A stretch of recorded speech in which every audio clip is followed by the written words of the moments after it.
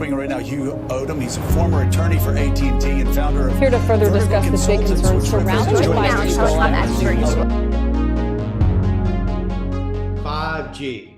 If you turn on the TV, you'll see commercials from all the wireless carriers talking about how they have the best 5G coverage across the United States. One of the common misperceptions is that 5G is somehow going to replace the need for cell towers. It does exactly the opposite. It means there's going to be more cell towers needed, and the ones that exist are going to have to be upgraded to provide that 5G coverage. If you've been approached for a new cell tower lease, you're in a better position than you've ever been. If you have an existing cell tower lease, your lease is worth more today than it was yesterday. If you have questions about a new cell tower lease proposal or questions about your existing cell tower lease, contact us today. Get more money, get a better lease, get vertical.